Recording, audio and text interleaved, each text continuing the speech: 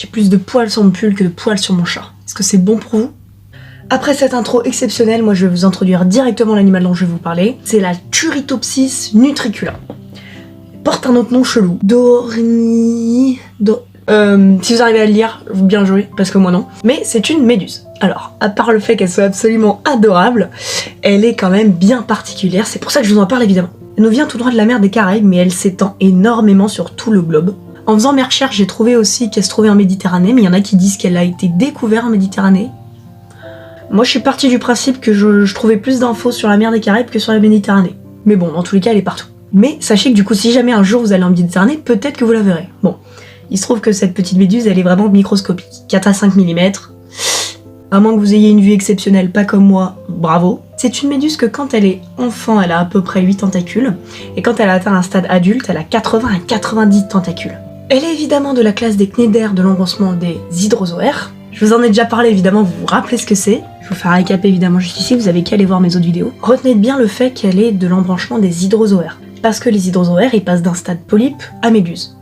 Polype, on le rappelle, c'est un stade qui ressemble à un petit cylindre qui est fixé sur un rocher, qui se multiplie et qui devient une méduse. Et je vais venir à la particularité de notre méduse, c'est qu'elle est immortelle. Il y a un chercheur qui s'appelle Shin Kubota, qui est un enseignant dans une université à Kyoto, qui consacre sa vie à la recherche sur cette méduse. Cet homme, il a fait un reportage extraordinaire, je vous conseille d'aller le voir, j'ai mis le lien dans la bio. Vrai youtubeur ou quoi?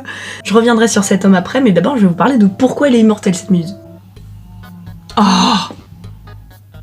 Est-ce que c'est l'heure pour couper du bois?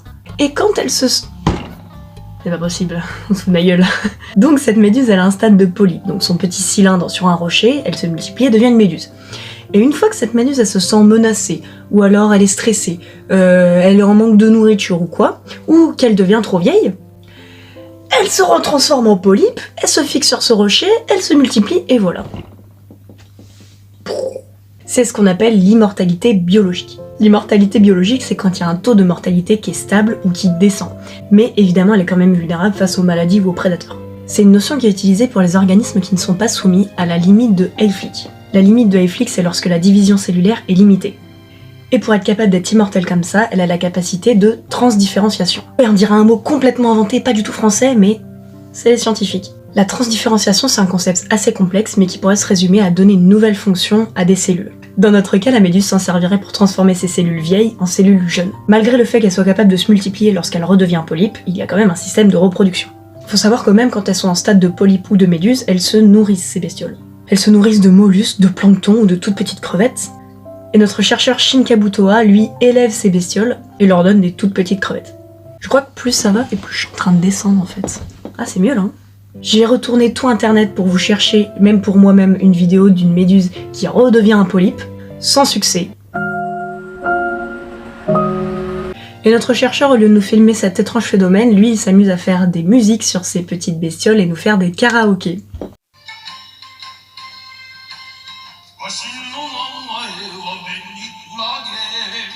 C'est pour ça que cet homme est extraordinaire. En tout cas, allez vraiment voir son documentaire, il est super intéressant. Moi, comme d'hab, en faisant mes recherches, j'ai trouvé des trucs exceptionnels. Ça n'a aucun rapport d'ailleurs, mais les gènes homéotiques, est-ce que vous savez ce que c'est? C'est un gène qui détermine la place de tel ou tel organe par rapport aux autres. Sur ce, j'espère que ça vous a plu. Malgré le fait que ce soit une méduse plutôt connue, et bah y a pas tant d'infos que ça sur internet. Je me suis lancée dans une lecture d'archives en anglais d'un mec qui parlait de cette méduse là d'il y a des années et des années. J'ai pas abandonné, mais ça faisait beaucoup. J'espère que ça vous a plu. J'espère que ça vous a plu parce qu'à moi, comme d'habitude, bien évidemment, et je vous dis à bientôt.